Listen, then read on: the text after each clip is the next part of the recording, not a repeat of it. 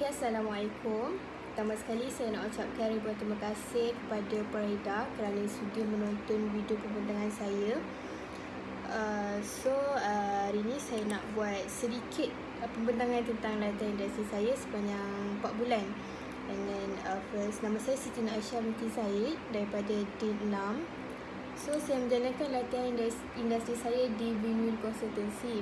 So, Win-Win Consultancy 6576 ni adalah sebuah perniagaan yang merupakan perniagaan yang berkaitan dengan perundingan keuangan, dan tugas saya adalah sebagai penasihat keuangan ataupun ejen. Win-Win Consultancy ni merupakan syarikat ataupun agensi di bawah EFTB, iaitu Etika Family Takaful Berhad. And then kami juga beroperasi di Penang, iaitu di Wisma Selibong. Actually saya diarahkan untuk membuat LI di Etika Academy, iaitu di Kuala Lumpur yang berdekatan dengan Masjid Jamek tu. So bos kami punya leader, iaitu Miss Tan Yong Ying, dia nak fokuskan juga sales di kawasan Kuala Lumpur. Tapi di KL juga kami dipantau oleh Encik Roslan lah. Okay, seterusnya Win-Win Consultancy ditubuhkan pada 13 Disember 2013, iaitu bermodalkan RM300,000. Okay. So ini adalah Win-Win Consultancy punya carta organisasi.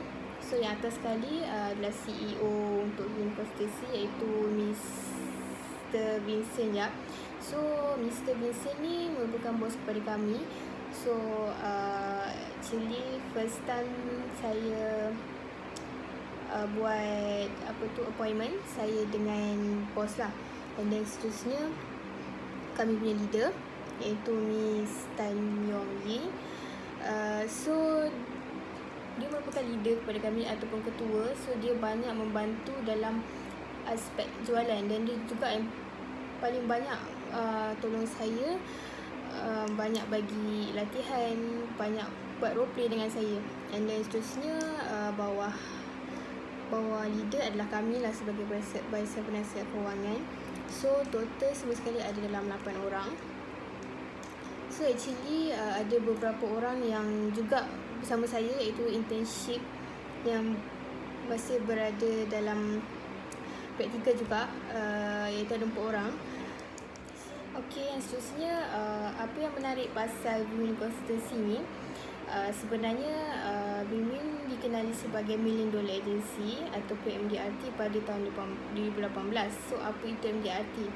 MDRT ni dia macam pangkat lah untuk sesebuah agensi yang banyak close big case. Maksudnya jumlah jualan itu memang banyak dalam masa setahun tu lah, dalam tempoh setahun. And then actually MDRT ni dia bukan selamanya dapat pangkat tu, tapi dia kira dalam masa setahun. Okey, seterusnya ialah senarai tugas saya sepanjang saya membuat latihan industri saya di sana. Ialah pertama, sebagai seorang ejen saya perlu membuat cold calling. So sebelum saya buat cold calling, saya akan menyenaraikan beberapa nombor dan juga nama prospek. Dan seterusnya saya akan buat cold calling lah. Selalunya saya buat cold calling. Cold calling ni adalah membuat panggilan kepada stranger, tapi actually saya aim kepada orang yang bergaji tinggi sedikit lah untuk takaful ni. Dan seterusnya berjumpa prospek pelanggan untuk presentation. Okay, lepas saya buat calling, mungkin daripada 10 call yang saya buat, 2 daripada 10 tu ada yang nak jumpa saya untuk appointment. Dan lepas tu saya akan jumpa prospek dan membuat presentation lah. Saya akan bincangkan tentang takaful, hibah, macam tu. Seterusnya membuat sebut harga untuk prospek. Ini salah satu tugas saya. Contohlah kalau ada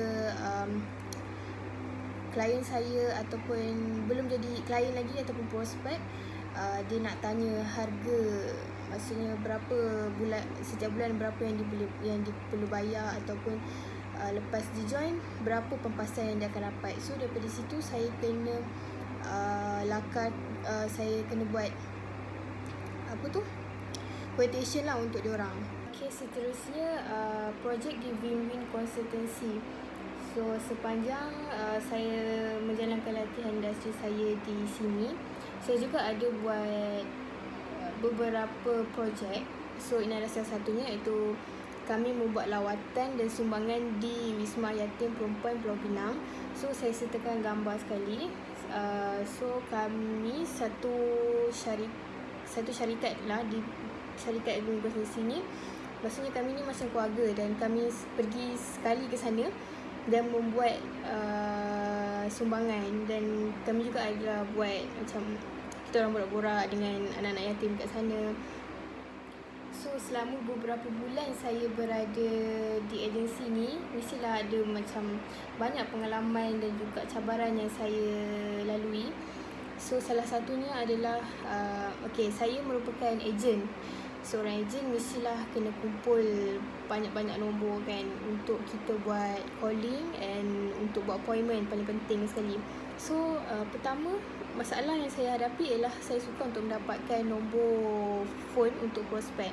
Sebab saya baru je keluar daripada politeknik, and then saya tak banyak kenalan, and then kenalan saya pun sebaya saya. So macam sebaya saya ni pun tak ada memang tak ada duit lagi. Dan yang seterusnya, masalah yang saya hadapi ialah tak ramai masyarakat Malaysia ni yang dapat terima takaful ni apa. So most of them ingat yang takaful ni macam MLM. Dia tak tahu apa manfaat daripada takaful ni. Macam kalau diorang beli tudung, diorang nampak tau tudung, diorang nampak apa yang diorang beli. Diorang mana diorang sumbangkan duit tu dekat mana diorang beli tudung. Tapi kalau takaful, dia tak nampak apa yang dia beli. So itulah masalah yang paling besar bagi saya. So kebanyakan diorang ingat takaful ni macam scammer. Dia macam tak tahu apa manfaat yang diorang boleh dapat dengan bayar duit untuk takaful ni. And then yang ketiga ialah saya kurang keyakinan diri atau gugup masa nak bercakap dan berjumpa dengan orang tu. Sebab kebanyakan orang yang saya jumpa adalah stranger. So bila bercakap dengan stranger ni, saya sedikit malu dan gugup ataupun nervous. Saya rasa macam saya tak kenal dia, and then dia tak kenal saya. So mestilah dia ingat saya ni macam nak tipu dia ke apa ke, and then saya rasa macam kurang yakin lah. And then seterusnya tiada pengangkutan untuk berjumpa prospek yang jauh. So ini adalah salah satu masalahnya, iaitu saya tak ada transport. Saya tak ada kereta ataupun saya tak ada motor. So bila saya nak jumpa prospek yang jauh, macam saya menetap di Kuala Lumpur dan prospek saya berada di Air Kelang ataupun bla-bla Selangor. So memang susah lah untuk saya pergi ke sana tanpa kereta ataupun motor. Okey, yang seterusnya cara saya mengatasi daripada masalah-masalah tadi. So yang pertama, masalah saya susah nak dapat nombor phone kan, sebab saya tak ramai kenalan. Pertama sekali, saya mendapatkan dari mana-mana surat khabar atau kenalan. So first, saya beli surat khabar ataupun apa-apa majalah. So saya cari nombor phone yang boleh saya call untuk untuk saya buat appointment. And then saya tanya kenalan saya lah, macam saya punya kenalan banyak yang sebaya dengan saya. So saya tanyalah mak ayah diorang, adakah yang berminat dengan takaful, ataupun abang, saudara diorang ke, macam tu. And then yang masalah kedua tadi, masyarakat Malaysia ni tak banyak, dia tak ada kesedaran kan. And then daripada situ saya cari, saya buat posting dekat Facebook dan Instagram tentang manfaat-manfaat takaful dan kebaikan-kebaikan takaful ni kepada kita. So daripada situ diorang dapat baca dan diorang dapat hadamkan apa kebaikan-kebaikan takaful ni kepada kita. So dia bukan bayar duit semata-mata. So cara mengatasi yang ketiga adalah saya memperbanyakkan latihan ataupun roleplay bersama rakan-rakan kerja saya. So daripada situ saya dapat improve saya punya communication skills. Saya dapat buat eye contact dengan orang lain. Dan sebenarnya rakan kerja saya jugalah yang banyak membantu saya dalam meningkatkan saya punya keyakinan diri. And then yang seterusnya, yang keempat adalah mengambil public transport. So masalah saya tadi adalah saya tak ada pengangkutan, tak ada kereta, tak ada motor untuk jumpa orang yang jauh. So sebenarnya saya ada public transport untuk pergi ke tempat yang sepatutnya macam Kelang. So ada KTM yang pergi ke sana. Okay, itu adalah cara mengatasi yang keempat tadi. So terusnya adalah usul dan cadangan saya untuk syarikat. So pertama sekali ialah saya harap Bimbingan Konstitusi dapat meningkatkan pemasaran di sosial media, di Facebook, Instagram, sebab apa yang saya tahu, Bimbingan Konstitusi ni dia tak ada IG account. So dia tak ada IG account, dia ada Facebook tapi dia tak banyak post pasal produk ataupun kebaikan takaful ni. So ramai yang tak tahu apa itu Bimbingan Konstitusi, ramai yang tak kenal company ni. So saya harap Bimbingan Konstitusi dapat meningkatkan dia punya marketing lah.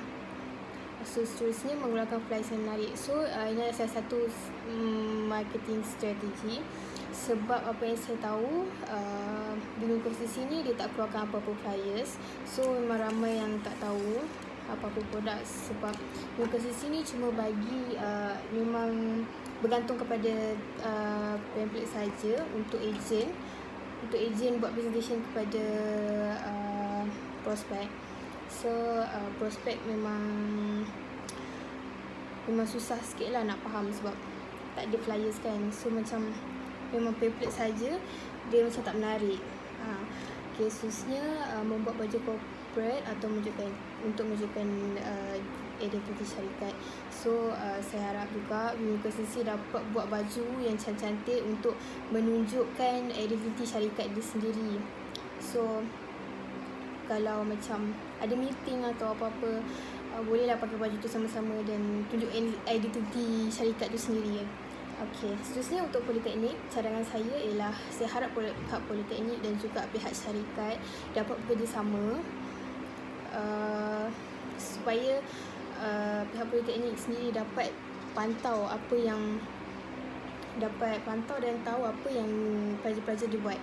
Okey, yang seterusnya para pelatih sepatutnya diberi sedikit penerangan atau gambaran mengenai kerja-kerja yang mereka lakukan.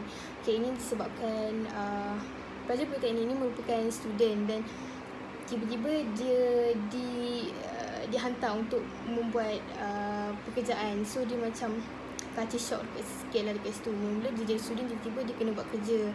Jadi situasi tu macam berbeza sikit. Okey, yang seterusnya pihak politeknik perlu mengadakan perjumpaan khas antara siswa dan siswi.